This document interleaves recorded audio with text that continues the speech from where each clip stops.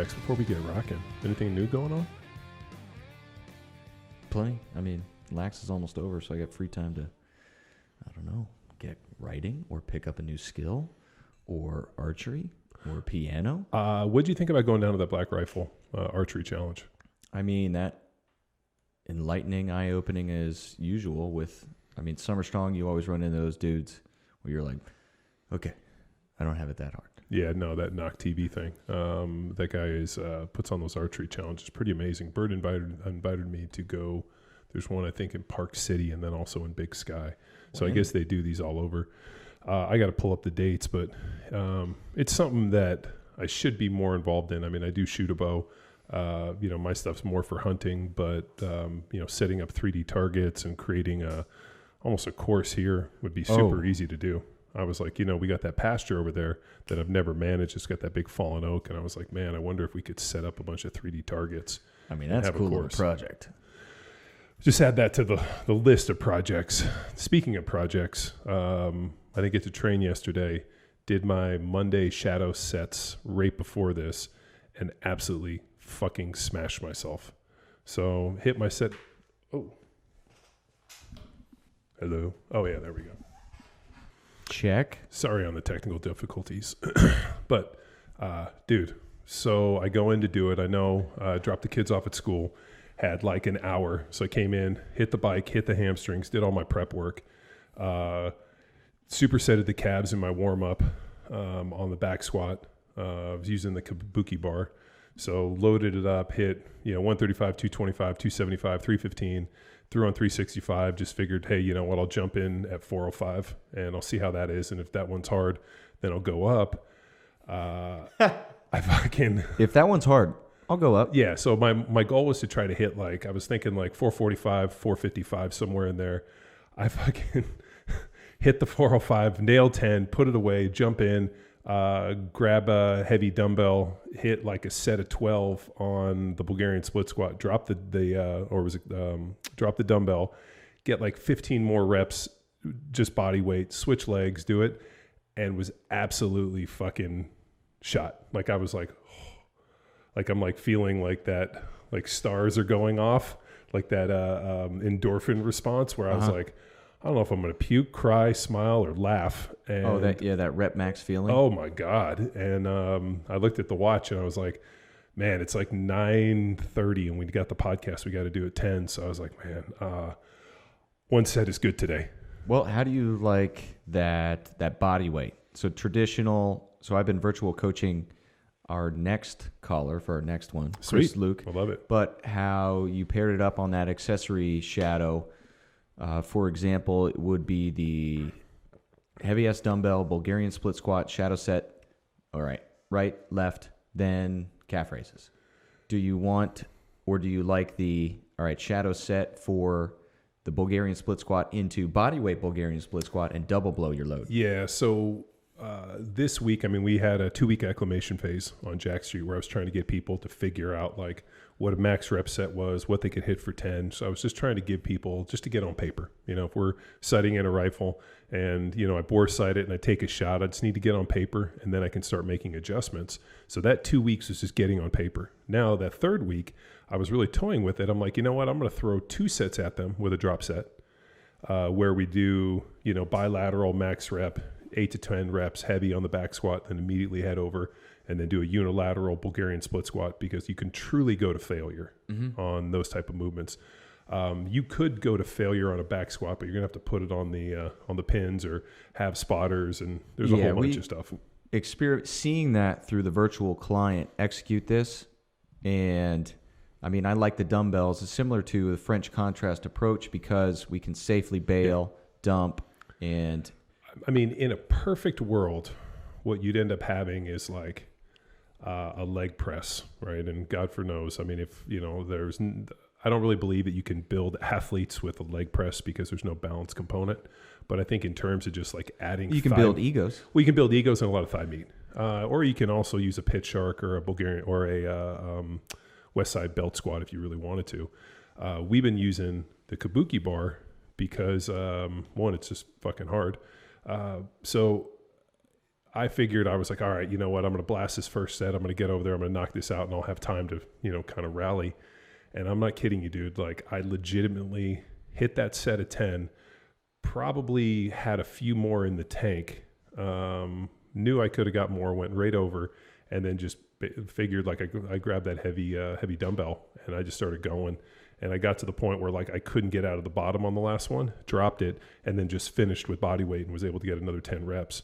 And then like switched and did it again. And I'm not kidding you. Like it was, I'm glad I was by myself. And you guys weren't there.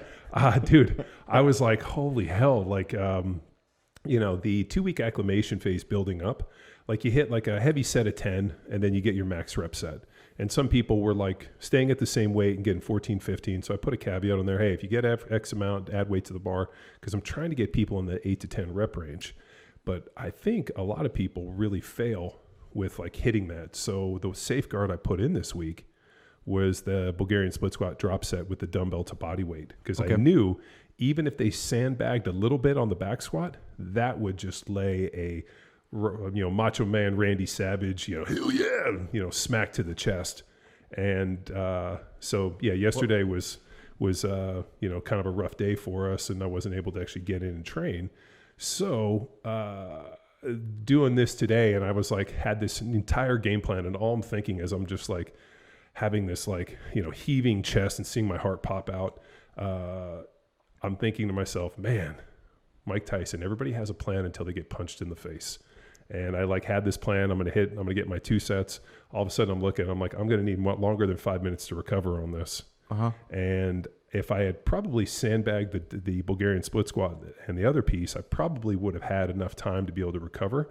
But I just fucking decided to try to smash that. And, set a heavy set of dumbbells, man, on those Bulgarian split squats. When you hit that bottom, dude, is like, holy shit. So I answered this question live on our feeds, and how I had Chris Luke do it was he hammered right leg only. Yeah. And then as much as he could, hit the shadow set, fail, then drop the weights, and I gave him 15 seconds to just shake it out to get back to the other leg. People were asking, should I do... There's no wrong way to do it. Okay. So that was the question. So I purposely didn't put it specific in there because I was interested to see how people interpreted it and how they did it. The way I did it was I was like on my left leg, had the dumbbells, got my max rep set, dropped the dumbbells and just kept going, and then caught my breath, picked them back up, and then did the other leg instead of trying. And I know people did it both ways. Is there a right way? No. Is there a wrong way? No. Well, you're going to fail either way. Your grip fails or your legs. But that's the key. What was strange is I didn't feel that my grip was failing worse than my front leg was. And actually, and when you guys do the Bulgarian split squat, don't sit back on your back leg. Try to get that knee over the toe and drive forward and get a ton of positive shin angle. Drives way more stress into the quad. So it was just funny, man. I was like looking at my watch and I'm like, I got like 25 minutes. I got to get down and change and hopefully not puke. So I'm like, all right, I totally blew myself. So I totally shot that load. You seen Arrested Development? Oh, well, I'm sure some listeners out there have. Dave Cross, comedian, aims to join the Blue Man Crew. Oh, interesting. And he's a failed actor. It's a whole bit throughout the whole series, but then he paints himself blue as like I love it. Trying to act I'm already the part, in. And he just says, "Well, I blew myself." I get it. Oh, yes, BLUE. Yeah, no, it's man, the shadow sets. I'm excited for back day with the Yates rows and some Yates deadlifts. So I'm pretty excited on that piece. I'm gonna have to. I had to break up some stuff, so I'll have to kind of play a little bit of Russian roulette on some of the other movements. But the heavy back emphasis day is gonna lay the big time hurt on people. I'm excited for that. Oh yeah. Well, we have a shadow related question. Oh, from the hotline. Awesome. So perfect timing. This is an interesting topic, and I got some notes for us to drop in. But okay, you ready? Bring it. Hey there, power athlete guys. This is Spud again. This is my 3rd or 8th question. I don't know. You guys never play them, but I'm following the shadow cycle. I'm loving it. I got summer coming up. I got this bachelor party in mid-June, and I need to be the most jacked dude there. So how do I eat while I'm doing this cycle to make sure I'm the most jacked guy June 21st? Can you guys please help me? I don't really have much else going for me beyond being lean, so I really need to stand out. All these guys have great personalities. I really appreciate your help. Bye. Happy 420, guys. What's so weird is he works in a pet store. You can hear all the birds chirping in the background. I mean, he obviously works in a pet store. Yeah, Spud McKenzie. Our pets' heads are falling off. Great line from Dumb and Dumber. Okay, I'm going to let you in on a little industry secret that nobody on the internet will tell you. Paige Hathaway will not tell you this. Mike Rashid will not tell you this. All these other people that have their 30-day, join me, Ryan Fisher's, earn your carbs, which he actually stole from me, as that was the part of my talk at the CrossFit Football Seminar was called Earn Your Carbs. And so now he has the Earn Yourself Carb Challenge, which is cool. I'm glad he's crushing it. But here, all these fitness influencers, the one thing they don't want to tell you is that the training doesn't change whether you're trying to put on some size or you're trying to lean out. The training is constant. It has to be constant training. You have to bang heavy weights. And so instead of looking for these bulking and leaning and all this other bullshit, to quote Louis Simmons, if you want to master Kung Fu, the training has to be severe. If you want to get big and strong, you have to train with intensity. And how you manipulate your calories is going to decide your outcome. Years ago, and we'll go back into the annals of power athlete history. We did a little thing called 22 Jack Street, which was the program that actually launched this program, which is, one of the biggest programs on Train Heroic with millions and billions and billions of people. And in that program, I had a theory. It was 22 weeks. Everybody was going to do the exact same program, but everybody got to select a different outcome. Gain 10% of body weight or lose 10% of body weight. Yep. And I was caloric restriction, doing the training, anywhere from 30 to 45 minutes of some aerobic work 5 days a week, eating in a caloric deficit, high protein. That's another industry secret that nobody wants you to know, that if you eat a high protein diet while lifting weights and doing some form of aerobic work. Now, I'm sure Instagrammers around the world are trying to convince people that cardio, there's that dipshit on YouTube that has those commercials. It's like, cardio doesn't burn fat. It burns calories. Yeah. Well, I paid for a subscription to YouTube so I could not listen to this guy anymore. Okay, yeah, he's a fucking idiot. Targeted marketing. He's a fucking massive douche. Some fucking dude walking around with a, fucking selfie. He's probably dropping $1 million a day in those retargeting ads. So click on that shit and run his fucking bank account down. But in it, he's kind of right. What aerobic work does is help you get into a caloric deficit by burning calories. And as long as you're eating a high protein diet, 0.8 to a gram, even up to 1.5 grams of protein per pound of body weight, eating a high protein diet in caloric restriction. Now, how you get to caloric restriction, you can either starve your fucking self, or you can do some basic aerobic work, build a big aerobic base and get there that way. And then you eat in a caloric restriction and you bang heavy weights. Now, here's my caveat. If you are eating in a caloric restriction and trying to lean out, your results in terms of your intensity and your numbers are not going to be as intense, as dramatic as if you were fucking casting stones to the wind and eating like there's no tomorrow. Now, if all of a sudden you're like, hey, I want to eat a high protein diet in a caloric surplus, okay, and I'm going to do this, then you're giving yourself the fuel to be able to push the training. I think what you have to do is you have to readjust your intended outcome based upon calorie consumption. If, our 420, bird clerk wants to get jacked, he's going to have to get into a caloric restriction, eat a high protein diet, and he's going to have to go in and slay the training. Now, is he going to, fucking hit 500 for a set of 10? I don't know. I mean, if he was, not restricting calories, forcing them down, going in hard, drinking a coffee, howling at the moon, watching the program the night before and fucking seat at the table, putting his head through the glass, his legitimate drop sets, I mean, he's going to be well fueled for those. So I think the problem is that people don't readjust. They don't recalibrate and think, okay, I have a, basal metabolic rate of, 2,300 calories, let's say, and I'm eating 2,800, and I'm training, and I'm monitor calories, and I'm eating X amount of protein, and I'm training into a deficit, and I'm in that 500 to 700 calorie deficit, which would get me roughly at least a pound to a pound and a half a week of body weight. But I'm eating a gram a pound per pound of body weight, which people are like, how do you do that? I'm like, well, you got to do some shakes, you got to do some egg whites, you got to eat chicken, beef one meal. It's tough to eat beef for every single meal and get 300 grams of protein and keep the calories low. So for me, what I do is I do one beef, one chicken, one fish, and I kind of rotate through those so I can stay in a caloric deficit. And then you just go in and, some days you feel the thunder, other days you don't. Today, I definitely felt the caloric restriction. And I know if I was fucking crushing food and eating and trying to be fucking as big as I can, that would have been 500 for a set of 10. And I would have had plenty in the tank to all of a sudden rest 5 minutes and come back and fucking smash it. But like, as I got done with that, and I'm thinking, you know what, I'm going to hit at least 445, 455 for a clean set of 10.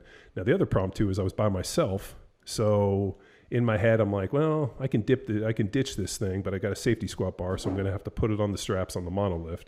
And so like, I'm playing this game head, and then I'm like, no, I'm not going to fucking lose it. So I think, and I actually talked to Sam Flaherty about this yesterday.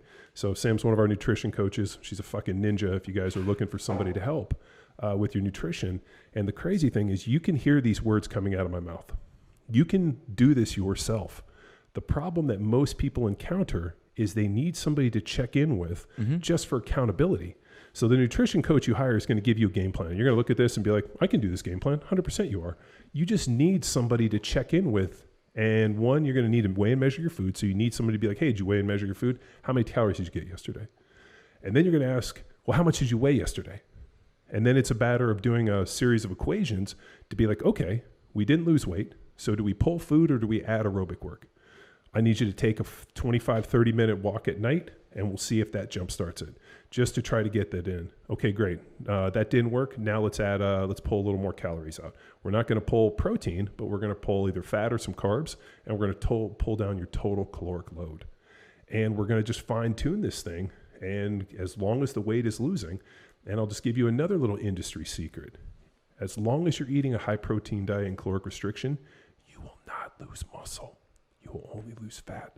I'm saying it quietly so that all the other fitness influencers don't hear me. But this little known secret, if you eat a high protein diet and caloric restriction and are still banging weights, which drive protein synthesis, you will not lose muscle. That's how every fucking bodybuilder since Arnold Schwarzenegger and before ever got in shape. Now the difference, we're doing these shadow sets, which is one set to failure, the Dorian Yates kind of Mike Metzner deal. There was a good analogy. And I don't know if it was Yates. It could have been Jason Statham said this. He made an interesting point. He said the human body is a lot like dynamite. It just needs a one big whack to get a big explosion. So if you look, and Yates had a really good interview when they asked him, Arnold and these bodybuilders did 3-4 hour sessions twice a day. And Yates made a great point. He said those guys used the weights to get in shape. I'm not using the weights to get in shape. I'm using the weights to put on muscle. And that's where he got his one set to failure. Now, Yates did a ton of aerobic work. He was legendary for doing these just, 25, 30-minute walks. And that's how he stayed pretty lean.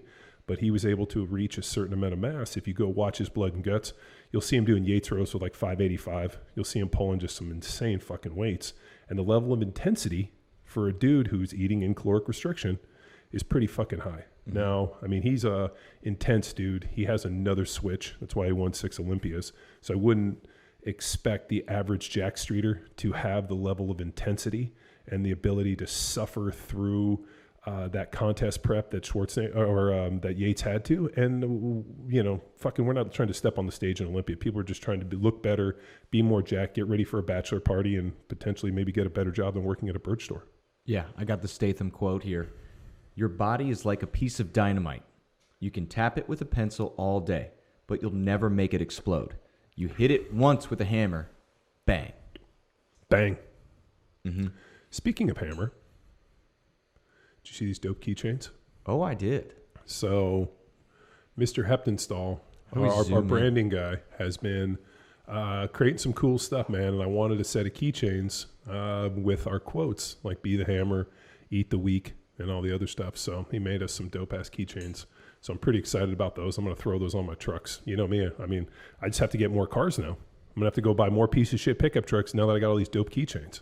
Well, good thing we have a buyer's guide for shitty trucks. Yeah, we do have a buyer's guide for shitty trucks, which I feel like was not only one of our best episodes, but people were stoked on that. Like the amount of texts and information and DMs I got from people asking questions about how do I get into shitty old iron trucks? How do I go buy a piece of crap truck that isn't going to leave me stranded? I was like, well, you got to have some mechanic skills. And then you also have to be indoctrinated in what it means to drive piece of shit trucks. Right. Episode 469, if you want to know what the hell we're talking about. Back to Jack Street. Okay. Jack Street isn't a casual program for you just to hit within the gym. Where we really have the results is almost that forced goal assignment that you gave us. 22 Jack Street. Yeah. You were leaning. I was bulking. Luke was bulking. Callie was leaning. It was these assignments to test us all following the same training program, but then applying different nutritional approaches. And what's amazing is everybody about hit their goals. Oh, yeah. I got second place. I'm still pissed about it.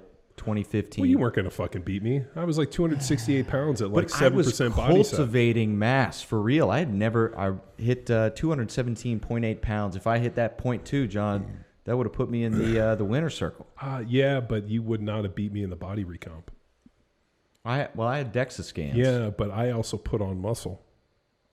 And I think what we were doing was you had to hit your number to get there, and then based on that, we were going to look at body comp, like who had the biggest improvement in body comp. Oh, well, certainly not me, because 20 pounds of total weight, but then 12 and change for muscle was still good. Yeah, no, I put on 8 pounds of chunk. Well, I was big. Yeah, you were girthy, I think is what I like to refer to as girthy. I was just a box to begin with. We went back. I remember as soon as I saw you walk in, the only thing that went through my mind was all of a sudden I heard, "Big booty hose." I don't know why that went through my mind, but you and huge ass. You and Luke look like some big booty hose. I was going to get you guys in some spandex and start throwing money at you. Well, big booty hose, strongest big than booty I ever hose. been. But what I mean is, a goal was designated. It was the bulk, and strong came along. What we need Jack Streeters to do, while you can, and we're not mad if you casually approach this program, for it to really be beneficial, are you leaning? Are you bulking? Yeah, I kind of fucking hate this leaning and bulking thing. I think that, everybody should be in shape. Like, that's like an important thing. Like, what are you using the training for? And we've been saying that for fucking eons. But like, okay, so you're following 22 Jack Street, you're following Jack Street. Like, we're throwing some really intense training now for the last, almost like 6-8 months a year. We've been really hitting a lot of volume. And when I went back and looked at the program, and was like, okay, like you try to take a zoom out, like, hey, like, okay, what's the 10,000 foot? And I started counting sets and reps and volume and looking at this and all the programs. They were kind of volume heavy just because if you can't get somebody to train with the required intensity, you almost have to give them volume to try to elicit the same effect. The same as poor movement patterns. And I mean poor loosely, as in if it's non-optimal because you don't have a coach in your ear putting you in the best position. So we almost need to backfill with volume because movement is not as optimal. Yeah, because it's not as, there's no perfect movements. Like the idea of like, I'm going to go out and run 140s because I can't run 6 to 7 well. So I'm just going to fucking stack volume on top. Like the same in dating, right? Like I'm going to go out and I'm going to try to meet one perfect 10. No, I'm going to go out and meet 1,000 twos. Just because I don't have the ability to go out and meet, knock down a perfect 10, no pun intended. I've been out of the dating game so long, being married for 10 years, but I still remember what it kind of was like. But there's also, this idea of when you're looking at the training program as a whole, and this is concurrent training. So Jack Street's a concurrent training team. What that means is it just runs. and people jump in. Now, a lot of people, if they were smart enough, jumped in the acclimation phase. Some poor motherfucker's going to jump into, and we had 47 people start trials on Jack Street on Monday, which I was like, oh God, I kind of threw up this morning when I saw the number. I'm like, holy shit. There's 47 brand new people that have never done a power athlete program jumping into Jack Street, 3rd week, shadow. And we dropped that podcast, so. Well, I know, but like the fact that they're late to the party, that's like showing up at like midnight when all of a sudden you walk in and fucking bottles are breaking and people are like swinging from the rafters and you're like, oh, I should have got here 30 minutes ago. How the fuck? We call that Shatter Day. Okay, dude. So showing up a little late to the party, but better late than never. Get in there, start hammering it. But that acclimation phase was clutch to try to get them ready. Now, because we've been using volume as a tool for so long, I really wanted to go back and start pushing some intensity. And I think that where people fuck this thing up is intensity is just a mathematical equation. It's not a feeling. It's not an emotional result. It's literally like, how heavy are you going? What's the level of intensity? If I'm hitting a 10 RM, if I got 11, then that's not a 10 RM. If I tell you to shoot for 8 to 10 reps and you can get 15, then you're fucking cheating me.